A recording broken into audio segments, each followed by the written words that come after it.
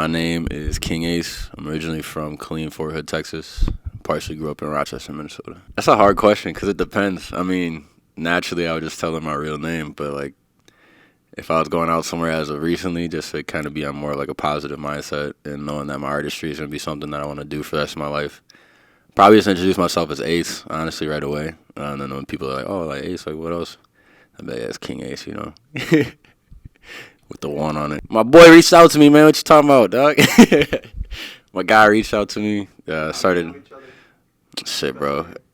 Oh no, who used to cut my hair? They got dreads now, but Chris, my cousin Chris, of course, chopping it up on the blades. Shout out Chris Blades, of course. But yeah, and then after that, yeah, once I started peeping what you guys were doing and everything, it's definitely something that Minnesota needs and Rochester needs. So if I was like, yeah, bro, I got like 2 hours left, I probably have a medium seared ribeye steak from Outback, have some lobster tail, probably like a seafood boil, some like peel apart shrimp. That'd be fire as fuck. Yeah, I need loaded mashed potatoes with that. I need nacho fries from Taco Bell. I need, bro, I need so much shit just because I'm like, if it was my last taste for the rest of my life, bro, that'd be crazy. Yo, actually, no, that's actually funny that you bring that up. So there's a couple different ones. One, I was in, I want to say first grade, yo.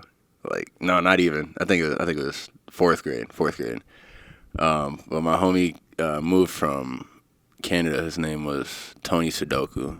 No, I don't think it was Canada, but either way, his name was Tony. And he came down, and we did Hide in Here by Nelly for our fourth grade talent show.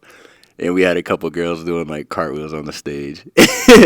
And that was forever memorable. But other than that, I think it's not really necessarily like an art or anything, but something that I'm always going to be proud of is just like my athletic talents in high school and like the teams and relationships that I built.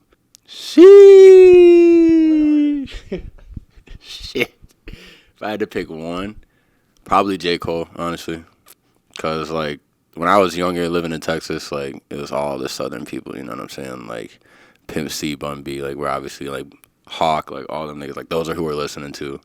But then one day my brother took me out and left me in the car, and for some reason it was like I don't know if he had a CD in or like the radio was just fucking with him, but like there was like a whole J. Cole like marathon, just like 5 songs going on, and I was like, damn, like this nigga's got talent.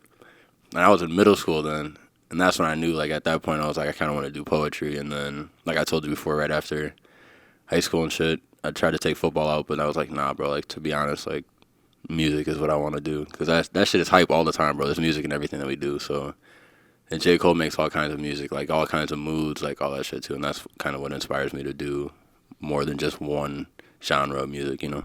Bro, I get stage fright until I hit the fucking stage, which it doesn't sound like that makes sense, but it makes sense. Like I'm scared.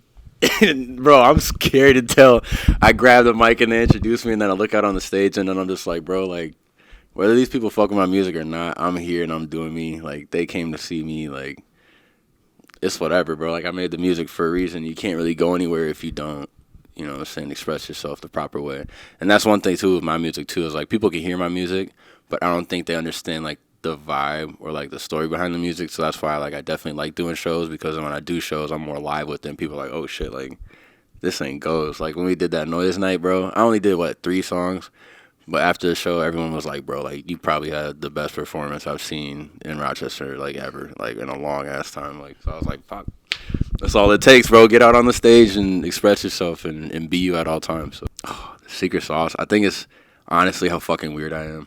Like I'm a weird dude, bro. Like I seem cool to certain people, I seem nerdy to certain people, like, which I mean, you're not wrong either way. Like I play games and watch anime, but like I also go to the gun range and do hood rat shit with my friends. So like at the end of the day, bro, I'm a jack of all trades. So a song in 60 minutes.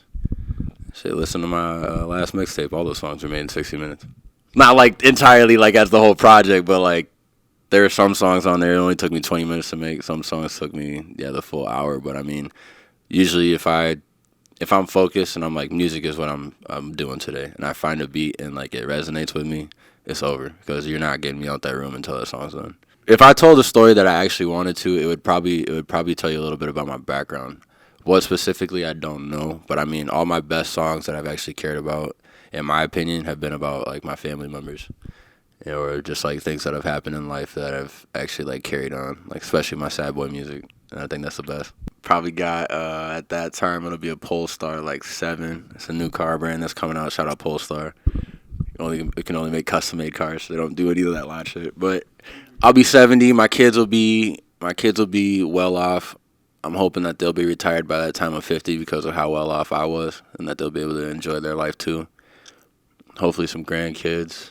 But I honestly want to live out in like Los Angeles or Miami and like have one of those like classic Tony Stark houses right off the mountain. Like I can see the ocean, I can see the streets, I can see the people, but like still be so far away from them that I'm just like, yeah, like I made it in life to get away from all this. As weird as it might sound, my mental health sometimes. But other than that, probably just being the best dad that I can be. Because like there's never enough that you can do. Like it never feels like enough that you can do for your kids, just because you always want to try and make them happy. And like moments that you don't see that they're happy, it shoots you, you know. So yeah, probably Speaker Knockers for Dead, because dude was nasty. Dude was nasty. Like I mean, yeah, I would definitely fuck with like having Biggie. Oh damn, I thought about that too.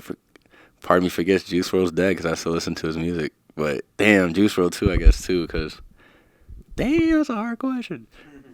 Between the two, sadly enough though, I would pick Juice WRLD before I pick Speaker Knockers. I'm sorry. Let me revamp that. I'm picking Juice just because he can make any type of music. It makes everything flowy. You know what I mean? Like there's a song that he did with some Minnesota rapper that only got like 900 views, but like he still did it for him. But like the best part obviously was Juice WRLD, and that was like minimal effort by dude. So, but as far as alive, yeah, I'm going with Uzi, bro. I don't care what nobody else says. I don't really care. I could make the worst song in the world and throw Uzi on it, and it'd probably be top 5 in America within like a couple days. That's a weird question, bro, because people have been asking me that question for like a month straight. We were just talking about this, but it's a really weird answer. Y'all are probably not going to understand it, but George Washington Carver was who I was in my past life. It sounds super dumb, bro. It sounds super dumb. So, like, I put peanut butter in everything. Like, it don't matter to me. Peanut butter goes into a lot of things. But now, when I was younger, the only memory I have before, like, kindergarten, it's not even my memory, but I was in, like, a hut on some island, like some exotic island, bro. And I walked in to this, like, put together straw and, like, leaf house. And there was just beakers everywhere and like a bunch of science shit going on, and it smelled like peanut butter for some weird reason, bro. I don't get it. But then someone had said George, and like I turned around, and then I know that's all I remember.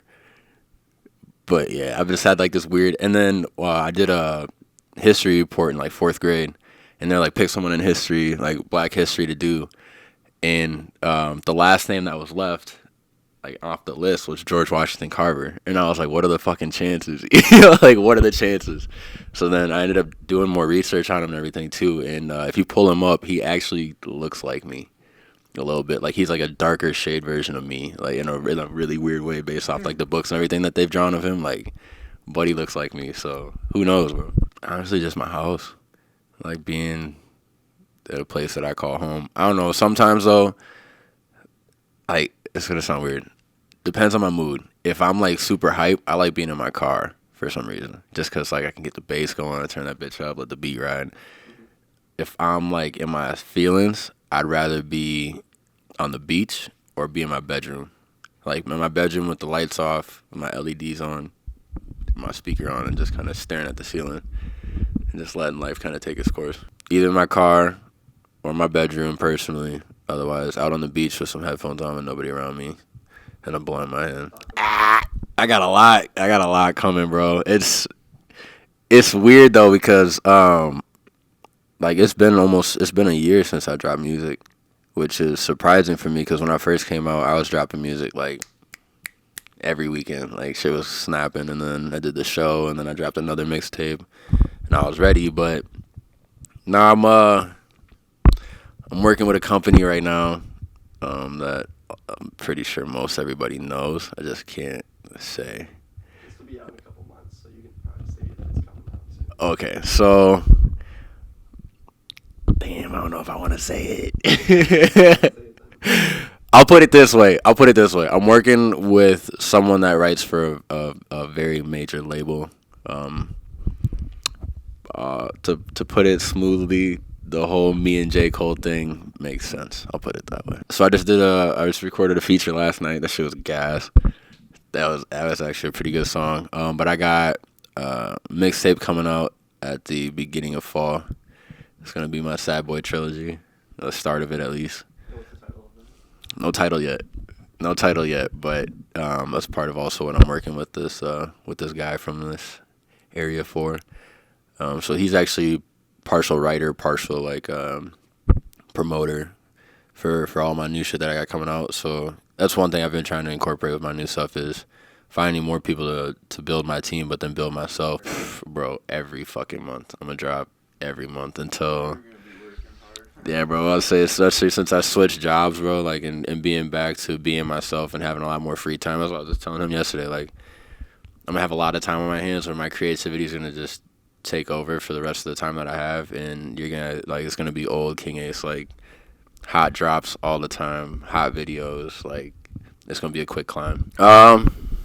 Yeah, of course. Obviously my mom's, God, of course. My dad, may he rest in peace.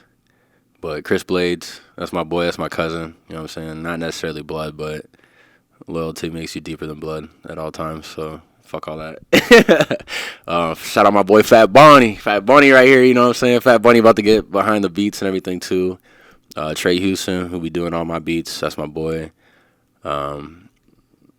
Shit, man. Deshaun James, that's my guy. We got some hot shit coming, like I said.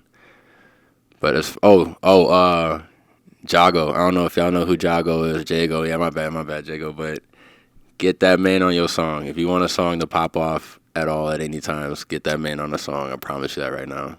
Dude's like a African Polo G. That's just crazy. But yeah, shout out my manager, my brother Jared, of course, for Jekyll Entertainment.